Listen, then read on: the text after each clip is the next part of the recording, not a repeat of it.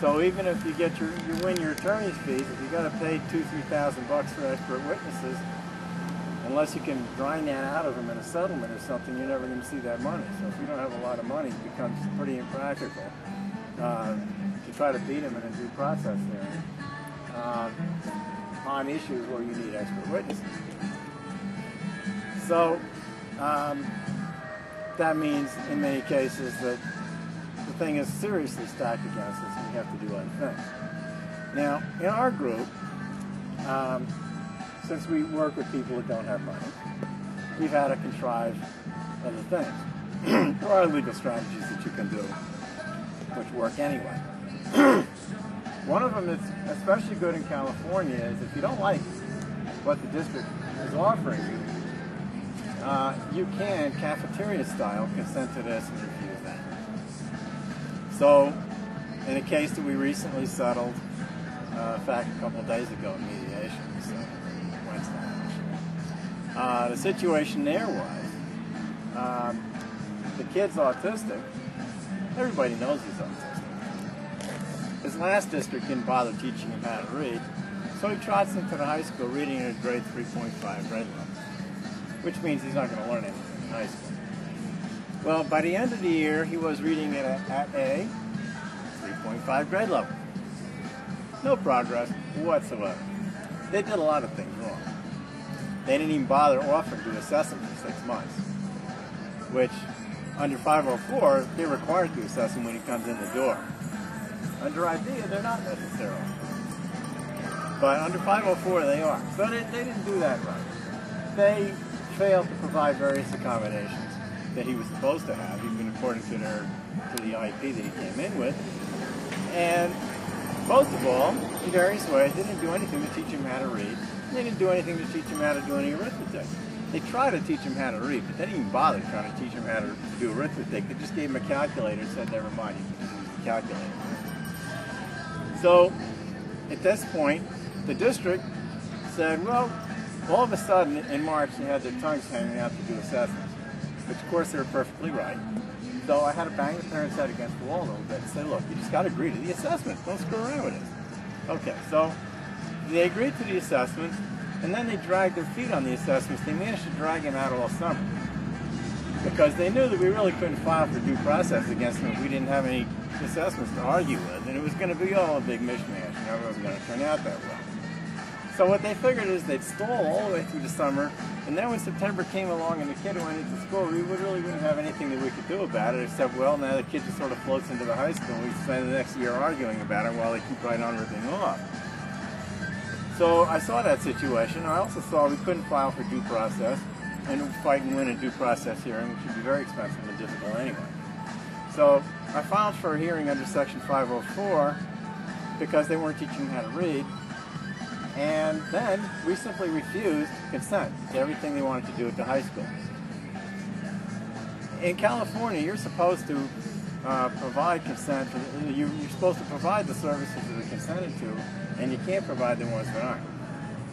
So all of a sudden, the district found themselves sitting here in a situation where they couldn't make the kid go into the high school. And they really couldn't do anything about it, so we just sort of sat there, and the only thing they could do is file for a due process hearing against us to prove that their thing was okay. So we tried an alternative dispute resolution with them, and that didn't work.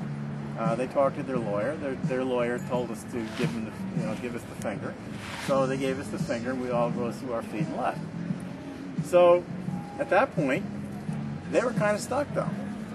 So they decided that they had to file for their due process hearing finally to prove that what they had was okay. And at that point, we made it clear to them, look, either you're going to lose this, because we had various things that we could beat them on. It could be you're going to lose this, and if you lose that, then you're going to be in a bad way, aren't you? Because you don't have an offer for this kid, and you've had him out of school for 2.5 months, and you haven't done anything about it. What you offered him wasn't any good. Maybe you'll win it. In which case, we'll yank consent for all SPED services under IDEA, and now you're still stuck with the kid, only you can't give him the SPED services under IDEA. We could demand them under 504, so we'll wrestle about that for a while. Now, here's where the truancy thing comes in. They'll do a couple of things. One of them is they'll pursue you with a truancy filing. The way you deal with that is it's retaliation. If you've refused consent to their services, what they're supposed to do is file for a due process hearing and win. And if they do something else, if they file for truancy, then they're punishing you for exercising your right to refuse consent to their stuff. And that's defined as retaliation. So you push back against the truancy thing that way. And so they knew that would happen, so that's why they didn't dare to file for the truancy thing. They made a couple little hints about it, but they didn't dare go there. So at that point, we came in there, and our organization, now that they filed, due process hearings are very expensive. So now that they filed, we were able to put a flyer together saying, look, these people don't want to do anything for the kid, but they want to spend thousands and thousands of dollars on lawyers to rip them off. So we began to put those flyers out, which we couldn't have done unless they filed, but we made them file. So now that they filed, they would work. So we flyered them for a couple of days before we went to the mediation. So when we went to the mediation, the administrative law judge was surprised to see that we were able to, in fact, force a pretty good settlement out of him. But he shouldn't have been surprised. So that's the kind of thing that you have to do when you don't have any money and you don't have an attorney. So you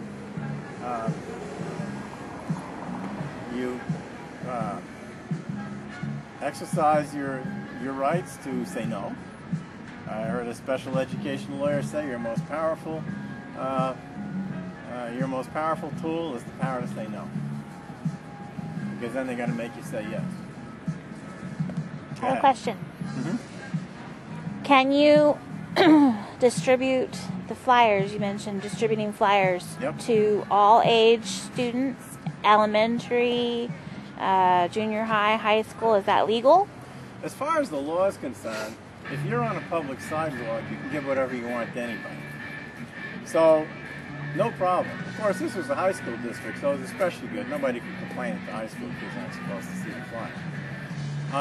As far as the law is concerned, there's no problem at all giving it to the kindergartners, but of course people are going to say, what are you driving kindergartners into it for? So apart from the law, if you're not careful, you're going to look like a bad guy. However, the kindergartners and the second graders and the third graders aren't going in there by themselves mostly. They're mostly going in there with mom and dad, so it's a master the same thing. You hand it to mom and dad through the window, so now what's the problem? But on the public sidewalk, you can hand out whatever you want. Could be that the district security cops will come along and give you a hassle. Could be that they are intimidating you and interfering with your right to engage in a protected activity. So you're off to the Office for Civil Rights with a retaliation complaint if they do that. They don't have any business interfering with you that way. This district knew what was coming, and they were very careful. They sat there, and they took those flyers very nice. They acted like they didn't even know we were there. They bitched about them in the mediation session, but they didn't complain in the least, nor did they call the cops or anything else, because they knew that they were in trouble if they did that. Go ahead. If certain cities have ordinances that they've decided as a city, do you need to contact the city prior if you're going to distribute leaflet, if you're in a leaflet? If you're distributing things on a public sidewalk, the courts have been very clear, and there's all kinds of court decisions on this, that they can't interfere with you handing out literature on the sidewalk.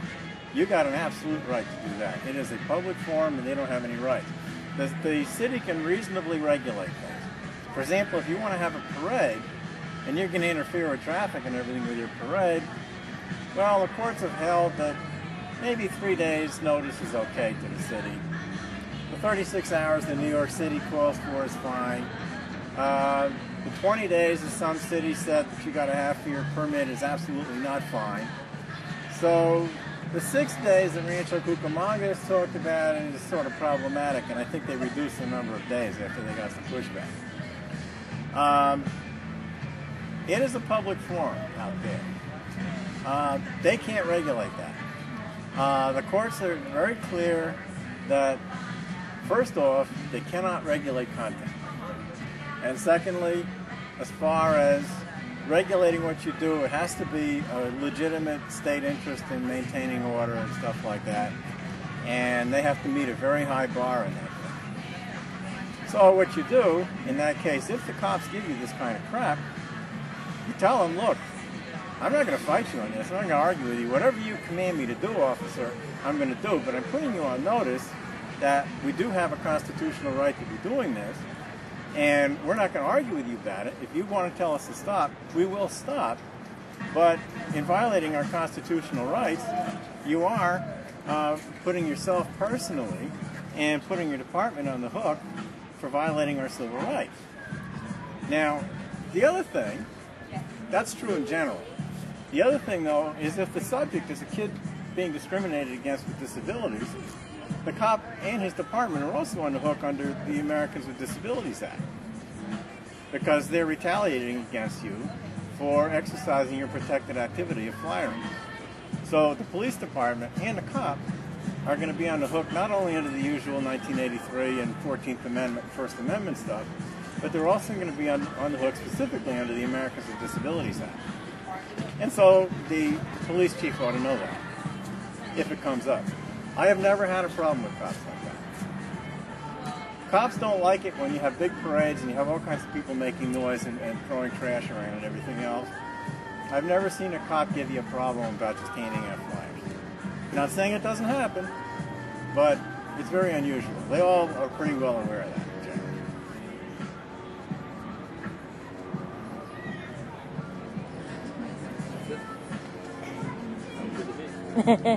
Did you have any questions?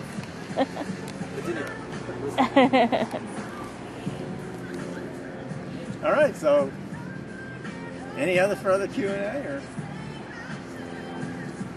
So now, when you were talking about leafleting or flyering, right, and you said that's part of the due process. Now, you have to be, is that after, like, while you're in litigation, or do you have to wait till after? Or, I mean, like, why are... Well, you can do it whenever. It's entirely judgment call. Okay. A lot of this is basic legal strategy. So you can even do that before legal action has been taken? Absolutely.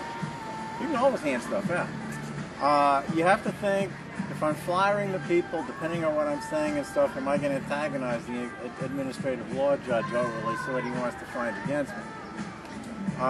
When you file for hearings and stuff, I've learned my lessons in this thing from figures like the American Revolutionary War General McCain of Green, or from Mao Zedong, or people like that who have been basically the weak opposing the strong. And the number one principle, another favorite of mine in that line is the Roman general Fabius, who made sure not to get into set-piece battles with Hannibal, because he knew that Hannibal was a smart guy who beat him all the time. So he just kind of edged around and stuff and avoided getting into disastrous things. The Roman Senate got tired of him, they fired him, they put somebody else in charge who met Hannibal at Cannae and destroyed the Roman army and destroyed it. He also killed about 80,000 people. Fabius is right. We want to make sure, number one, when you advocate for people, you don't want to get into a situation where if you lose, it's a disaster. In this particular case, for example, we even had a suggestion that we ought to ask for an independent educational evaluation. And the school district was saying, well, we know you're going to ask for an IE. And it didn't look like they were going to fight us on that. Usually that's a good idea. You get a better assessment that way. But I was lying in my bed and I was wondering, how come it is that the school district wants to do this? And I had a bad feeling, and I analyzed it, and I considered it, and I prayed about it. What is going on here? What should we do? Now, what the district was trying to do is say that the kid is mentally retarded. He wasn't, but they wanted to say that he was in order to give themselves an alibi for not teaching him. So I was afraid that if we asked for an independent educational evaluation, that could strengthen our case if the evaluator did a good job. And the evaluator probably would do a good job. And that'd be good for an overkill. That'd be all to the good. But what if we have maybe a 1 out of 5 chance that the evaluator screws up and says he's mentally retarded? We're toast. That would be absolutely disastrous. So I was not going to go for